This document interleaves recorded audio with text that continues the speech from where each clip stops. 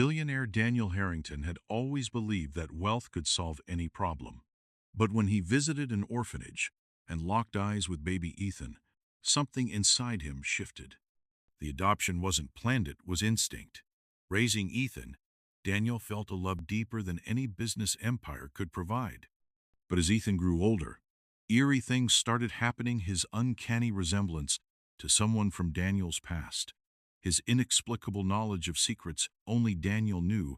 Then, on Ethan's 18th birthday, a letter arrived, a confession from a long-forgotten enemy. Ethan wasn't abandoned, he was planted. And the truth behind his adoption? It was a trap Daniel never saw coming, a trap that would cost him everything. Welcome to a world of untold stories and shocking truths. Some secrets change lives forever, and this one just might. Let's begin. The rain pounded against the blacked-out windows of Daniel Harrington's limousine as it rolled down the empty city streets. He sat in the back, staring at the adoption papers resting on his lap. The words blurred as he traced the name over and over again with his eyes. Ethan. He hadn't planned for this. He hadn't even thought about fatherhood before today. But something had pulled him into that orphanage, and before he could stop himself, he had signed the papers. The director, an elderly woman with tired eyes, had barely asked any questions. Most rich men want a legacy, not a child, she had muttered. But Daniel had barely heard her. He was too focused on the frail baby in his arms, the child who had clutched his finger with surprising strength, staring up at him with a look he couldn't describe. It wasn't gratitude. It wasn't innocence. It was almost recognition. That moment had stuck with Daniel as the limo pulled up to his estate, its towering glass windows reflecting the storm outside. His driver, Mark, glanced at the rearview mirror. "Are you sure about this, sir?" he asked hesitantly. Daniel exhaled. "Number, but I've already done it." Mark nodded and stepped out to open the door. The billionaire cradled Ethan carefully as he stepped into his home. The mansion was silent, the kind of quiet that made the air feel thick. No laughter, no warmth, just an empire built by a man who had no time for anything else. As Daniel walked through the hallways, his mind raced. Why had he done this? He wasn't a man driven by emotion. He made decisions based on numbers, projections, strategy. Yet today, something had compelled him to take this child. He entered the nursery hastily prepared in the few hours since he made his decision. Soft moonlight streamed through the windows as he placed Ethan gently in the crib. The baby didn't cry. Instead, he just stared at Daniel, wide-eyed, unblinking. A strange chill ran down Daniel's spine. He shook it off. "You're imagining things," he told himself. "Babies don't stare like that." But as he turned to leave the room, Ethan made a noisy, a soft coo, almost like a whisper. Daniel froze. His heart pounded as he turned back, half expecting to see something impossible. But Ethan was just lying there, hands reaching up toward him. With a sigh, he ran a hand through his hair and shut off the light. Maybe he had made a mistake. Maybe bringing Ethan here was a reckless decision. But for some reason, he couldn't let go of the feeling that this child belonged with him. He just didn't know why. The years passed. Ethan grew up faster than Daniel had expected. He was sharp, too sharp for his age. By the time he was 5, he spoke like a child much older, asking questions that sent shivers down Daniel's spine. "Dad," Ethan had asked one night as Daniel tucked him into bed, "have I been here before?" Daniel chuckled. "What do you mean?" Ethan frowned. "This house, I feel like I already know it, like I used to live here before." Daniel's fingers froze on the edge of the blanket. "That's not possible, Ethan." "I know," Ethan murmured. "But sometimes, when I walk in a room, I feel like I remember things, like the way the light looks on the stairs, or how the floor creaks in your office, like I've seen it before." Daniel forced a smile. "That's called good memory, kid." Ethan didn't look convinced, but he nodded anyway and turned over, letting sleep take him. That conversation haunted Daniel for weeks. And then, stranger things began happening. Small, almost imperceptible coincidences.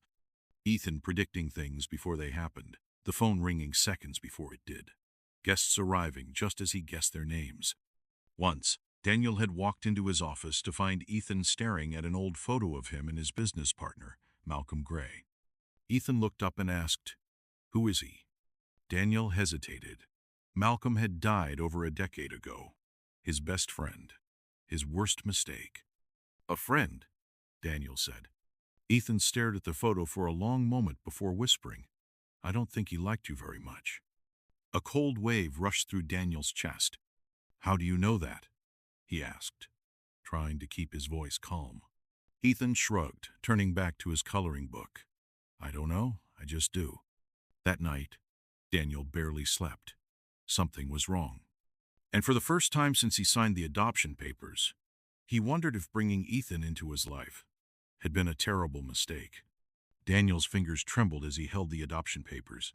His eyes locked on the impossible signature, J. Malcolm Gray. It didn't make sense. Malcolm had died 12 years ago.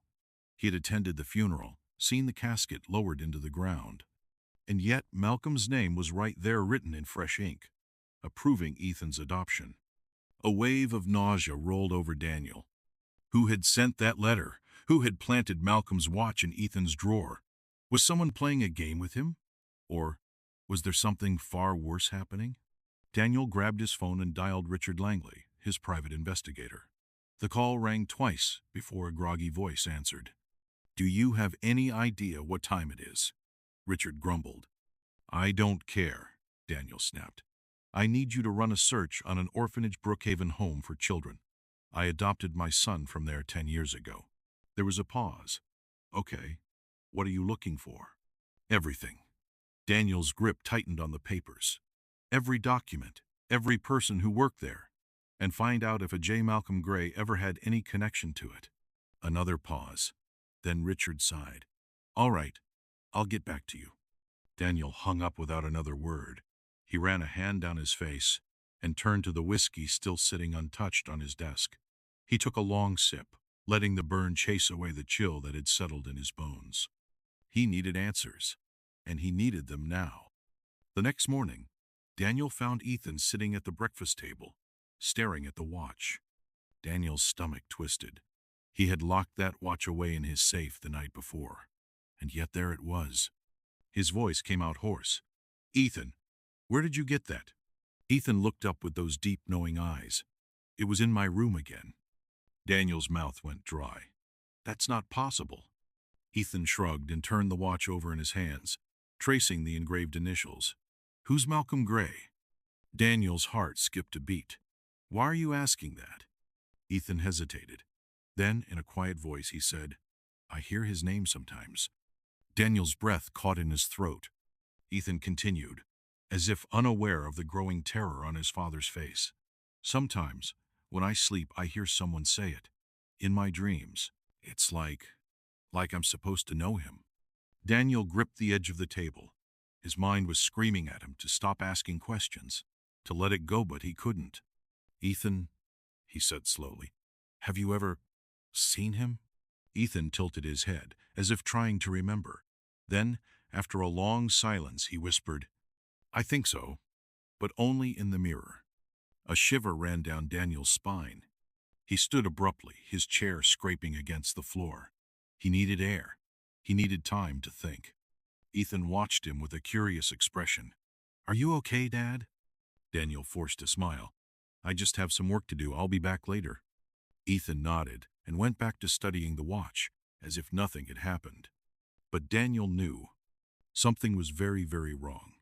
Richard called that afternoon. "You're not going to like this," he said grimly. Daniel gripped his phone. "Tell me." There was a long pause. Then Richard exhaled. "Brookhaven Home for Children doesn't exist." Daniel blinked. "What?" "There's no record of it, no address, no funding history, nothing. It's like it was wiped off the face of the earth." Daniel's pulse pounded in his ears. "That's impossible," he muttered. "I was there. I adopted Ethan from there.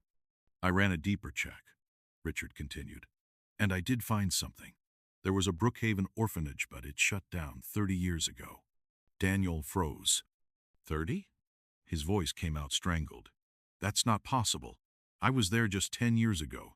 I know, Richard said, but I found an old newspaper clipping. The orphanage shut down after a scandal. Daniel swallowed hard. What kind of scandal?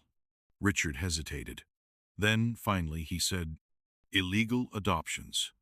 Babies were being placed into wealthy homes, but they weren't orphans, Daniel. They were taken. Daniel's blood ran cold. He barely heard the rest of what Richard was saying. His mind was spinning, flashing back to that day, the quiet orphanage, the way the director had barely asked any questions, the way Ethan had clutched his hand like he already knew him. And then a darker thought crept in, a thought he couldn't ignore anymore. If Brookhaven shut down 30 years ago, then where did Ethan come from?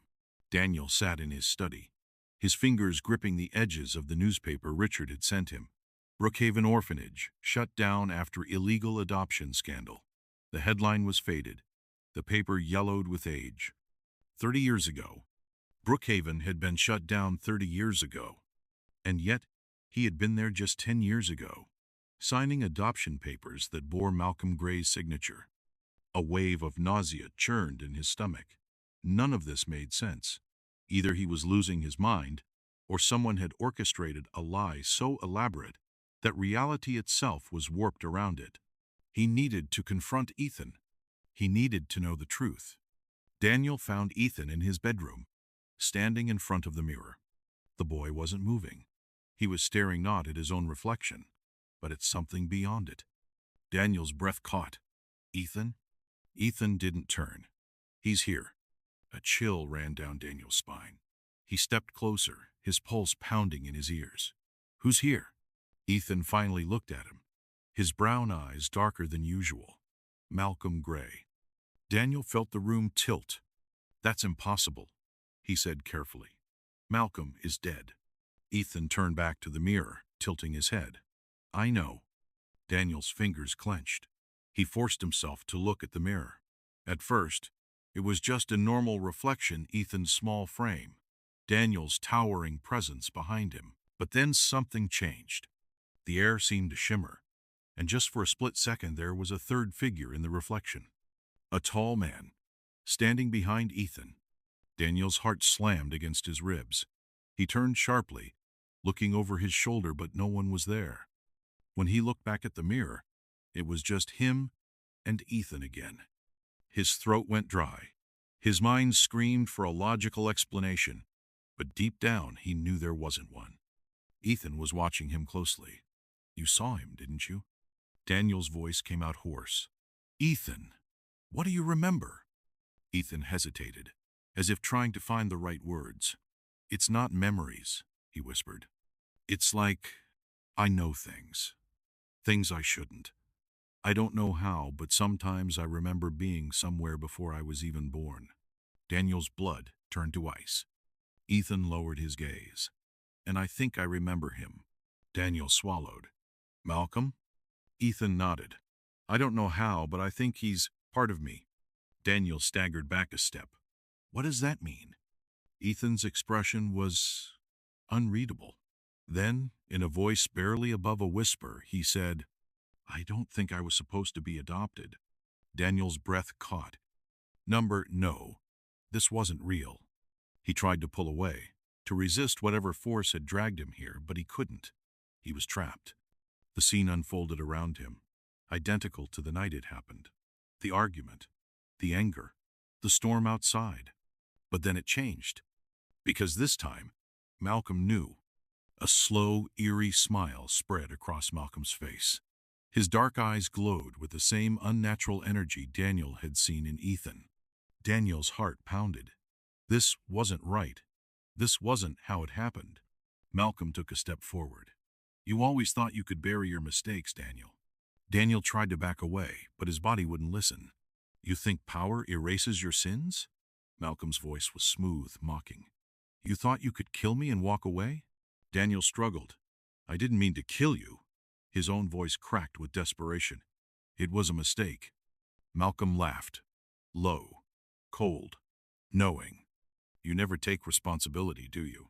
The walls rippled like a distorted dream. The entire penthouse seemed to shift, twist malfunction. Daniel's breath came in sharp gasps. The past and present were colliding. Malcolm took another step forward. "You pushed me," he whispered. "Now it's your turn." And then he shoved Daniel. Hard. The same way Daniel had shoved him. Daniel stumbled back. His feet scrambled for balance, but there was nothing behind him. The air rushed past him as the ground vanished beneath his feet. He was falling. Falling. Falling. Daniel's scream ripped through the night. And then he hit the ground. But it wasn't the marble of his penthouse. It was soft. Cold. Dirt. Daniel gasped, his lungs burning. His hands clawed at the soil beneath him, confusion crashing into him like a tidal wave. The storm was gone. The penthouse was gone. Malcolm was gone. Daniel blinked. His vision swam as he forced himself upright. He was outside. A graveyard. His breath hitched. The tombstones loomed like silent witnesses, their inscriptions worn by time. He turned, his heart pounding, and then he saw it. His own grave. Daniel Harrington. 1968到2023. No, Daniel whispered.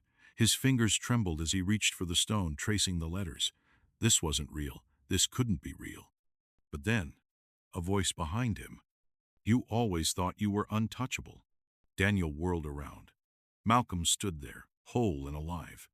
Except he wasn't alive. The shadows clung to him, his form flickering like a dying flame. Daniel shook his head wildly. "This isn't happening." Malcolm smiled. "Oh, but it is." Daniel's mind raced, trying to make sense of it.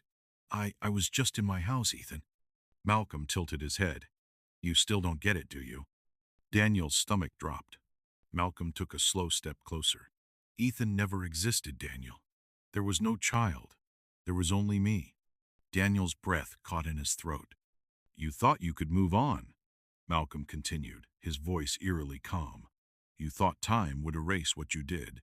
But guilt, Daniel, guilt is a funny thing." Daniel stumbled back. No, this isn't real." Malcolm's smile widened. "Isn't it?" Daniel's knees buckled. His mind fractured under the weight of the truth. Ethan wasn't real. The adoption was a lie. He had never brought home a son, had brought home his own punishment. Daniel sucked in a sharp breath. He had been dead all along. The wind howled through the graveyard. Malcolm's form began to fade, dissolving into the shadows. Daniel clutched his head, the realization sinking into his bones like ice. "I'm dead," he whispered.